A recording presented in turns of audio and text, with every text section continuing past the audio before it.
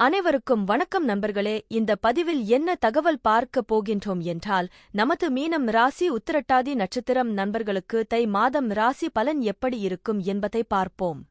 சனி 1ஆம் வீட்டில் இருக்கும்போது அது வாழ்க்கையில் ஒரு தீவிரமான, ஒழுக்கமான மற்றும் பொறுப்பான அணுகுமுறையை குறிக்கிறது. இது பெரும்பாலும் ஆரம்பகால வாழ்க்கை சவால்களுக்கு வழிவகுக்கும். இது மீள்தன்மையை உருவாக்குகிறது.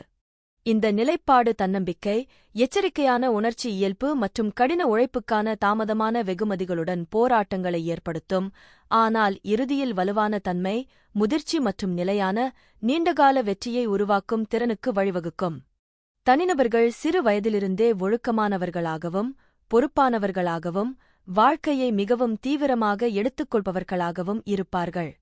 மீள்தன்மை ஆரம்பகால சவால்களை எதிர்கொள்வது மீள்தன்மை மற்றும் உள் வலிமையை வளர்க்க உதவுகிறது. முதிர்ச்சி அவர்கள் பெரும்பாலும் தங்கள் சகாக்களை விட திருப்தியடைந்தவர்களாகத் தோன்றுகிறார்கள்.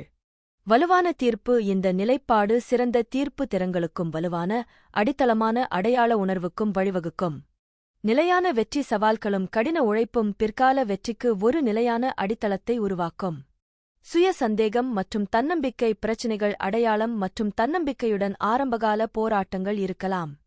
உணர்ச்சி எச்சரிக்கை தனிநபர்கள் உணர்ச்சி ரீதியாக ஒதுக்கப்பட்டவர்களாகவும், உறவுகளில் எச்சரிக்கையாகவும், பாதிப்பைக் காட்டத் தயங்குபவர்களாகவும் இருக்கலாம்.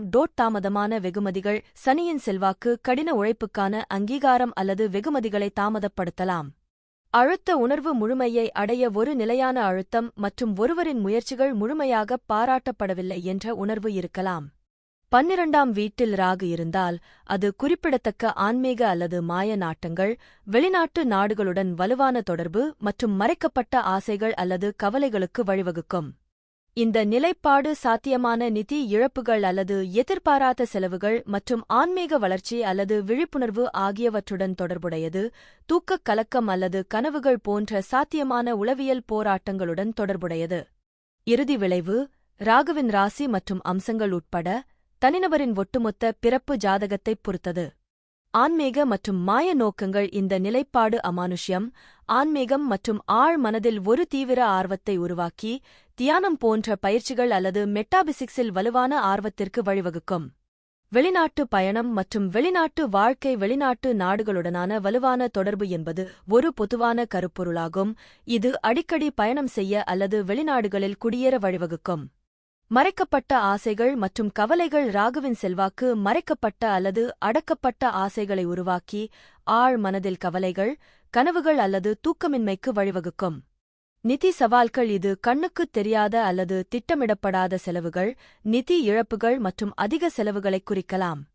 சுகாதாரப் பிரச்சினைகள் கண்டறிய கடினமாக இருக்கும் உடல்நலப் பிரச்சினைகள் இருக்கலாம்.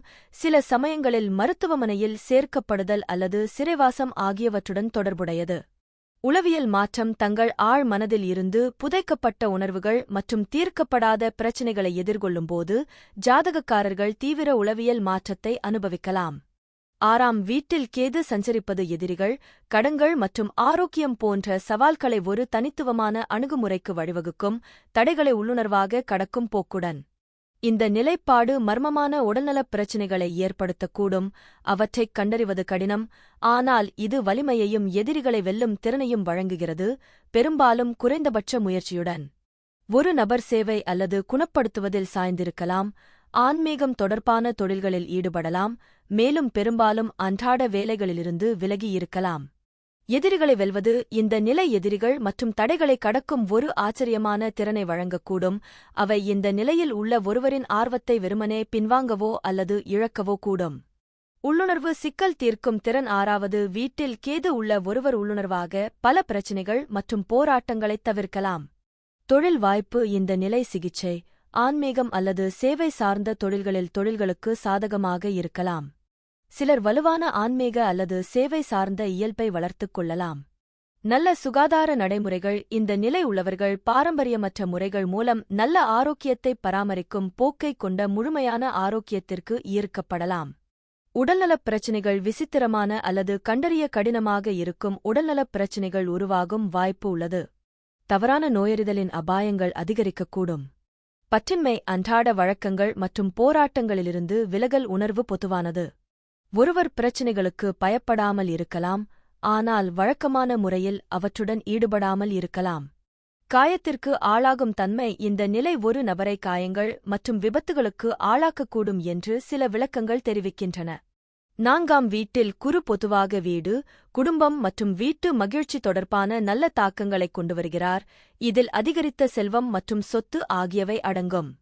இந்த இடத்தைப் பிடித்த நபர்கள் பெரும்பாலும் புத்திசாலி, தாராள மனப்பான்மை கொண்டவர் மற்றும் திருப்தியானவர் என்று கருதப்படுகிறார்கள், வீடு மற்றும் கார் போன்ற ஆடம்பரங்களை அனுபவிக்கிறார்கள். இருப்பினும் இந்த இடம் எதிர்மறையான விளைவுகளையும் ஏற்படுத்தக்கூடும், எடுத்துக்காட்டாக தொழில்முறை காரணங்களுக்காக ஒருவரின் தாயிடமிருந்து அல்லது தாயகத்திலிருந்து பிரிந்து செல்வதற்கான சாத்தியக்கூறுகள். வீடு மற்றும் குடும்ப வாழ்க்கை 4வது வீடு, தாய் மற்றும் மகிழ்ச்சியைக் குறிக்கிறது, இவை குருவின் இருப்பால் சாதகமாக பாதிக்கப்படுகின்றன. இந்த இடம் ஒரு இணக்கமான மற்றும் ஞானம் நிறைந்த வீட்டை ஊக்குவிக்கிறது. செல்வம் மற்றும் சொத்துக்கள் தனிநபர்கள் தங்கள் தனிப்பட்ட சொத்துக்கள் மற்றும் செல்வத்தை அதிகரிக்க வாய்ப்புள்ளது, இது பரம்பரை மூலம் சாத்தியமாகும். அவர்கள் வீடு, கார் மற்றும் சொத்து போன்ற ஆடம்பர இன்பங்களை அனுபவிக்க வாய்ப்புள்ளது. தனிப்பட்ட குணங்கள் இந்த இடம் ஞானம், தாராள மனப்பான்மை மற்றும் பொதுவாக மகிழ்ச்சியான மற்றும் வளமான வாழ்க்கையுடன் தொடர்புடையது. நல்ல அதிர்ஷ்டம் 4வது வீட்டில் வியாழன் மிகுந்த திருப்தியை அளிக்கும் மற்றும் சவால்களை சமாளிக்க தனிநபர்களுக்கு உதவ முடியும். குடும்ப பிரிவு ஒருவரின் தாயிடமிருந்து அல்லது தாயகத்திலிருந்து சிறிது காலத்திற்கு பிரிந்து செல்ல வாய்ப்பு உள்ளது, இது தொழில்முறை காரணங்களால் இருக்கலாம்.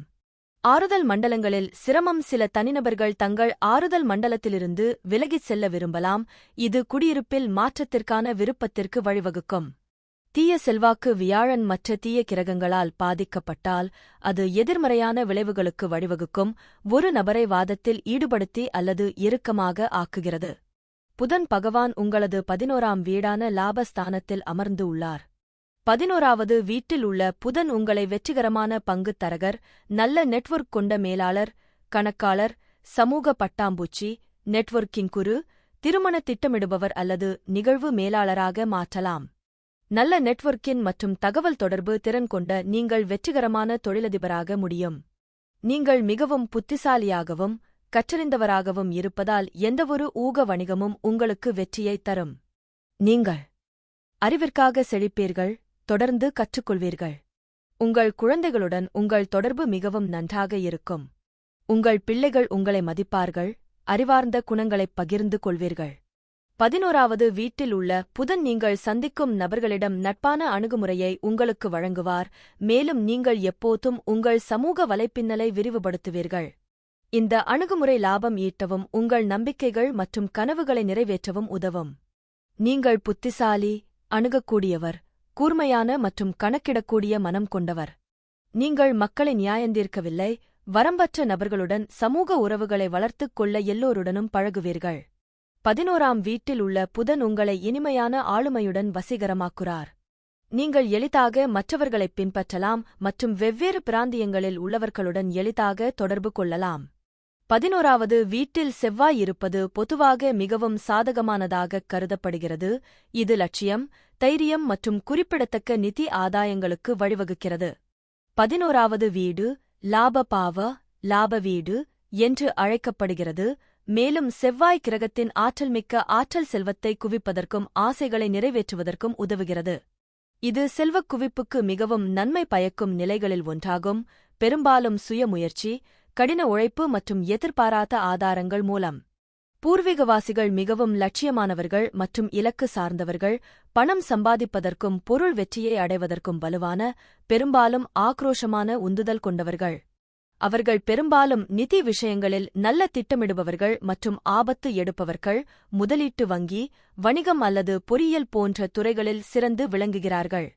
இந்த நிலையைக் கொண்ட நபர்கள் பெரும்பாலும் அவர்களின் நம்பிக்கை, உற்சாகம் மற்றும் உறுதியான தன்மை காரணமாக அவர்களின் சமூக வட்டங்கள் அல்லது தொழில்முறை குழுக்களுக்குள் தலைமைப் பாத்திரங்களை இயல்பாகவே ஏற்றுக்கொள்கிறார்கள். அவர்கள் தங்கள் இலக்குகளுக்கு ஆதரவாக இருக்கக்கூடிய பெரிய மற்றும் மாறுபட்ட நண்பர்கள் மற்றும் செல்வாக்கு மிக்க தொடர்புகளைக் கொண்டுள்ளனர். செவ்வாய் மகத்தான தைரியம், வலுவான விருப்பம் மற்றும் தடைகள் மற்றும் எதிரிகளை திறம்பட கடக்கும் திறனை வழங்குகிறது. செவ்வாய் கிரகத்தின் ஆக்ரோஷமான மற்றும் போட்டித்தன்மை வாய்ந்த தன்மை சில சமயங்களில் நட்புக்குள்ளோ அல்லது மூத்த சகோதரர்களுடனோ ஈகோ மோதல்கள், வாக்குவாதங்கள் அல்லது அதிகாரப் போராட்டங்களுக்கு வழிவகுக்கும். செவ்வாய் நல்ல ஆற்றலையும் சகிப்புத்தன்மையையும் தரும் அதே வேளையில் இந்த வீட்டில் பாதிக்கப்பட்ட செவ்வாய் உடல் செயல்பாடுகளின் போது உயர் இரத்த அழுத்தம், வீக்கம் அல்லது விபத்துகளுக்கு ஆளாகும் போக்கைக் குறிக்கலாம். சுக்கிரன் 11ஆம் வீட்டில் இருக்கும்போது அது பொதுவாக ஆதாயங்கள், நட்புகள் மற்றும் சமூக செயல்பாடுகளைக் குறிக்கிறது. இது பெரும்பாலும் படைப்பு அல்லது பெண்கள் தொடர்பான வணிகங்கள், பங்குச் சந்தை மற்றும் கலை மூலம் நிதி செழிப்புக்கு வழிவகுக்கும்.